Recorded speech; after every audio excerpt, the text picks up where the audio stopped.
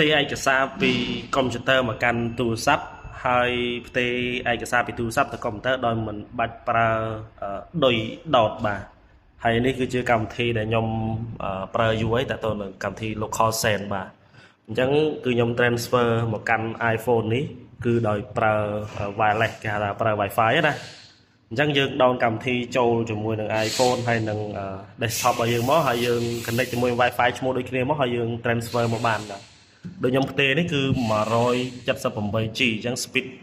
អានឹងស៊ីសងលើ Wi-Fi ឯងហើយនឹង file របស់យើងគឺ11 megabit per second អញ្ចឹងវាលឿនគួរសមដែរបាទ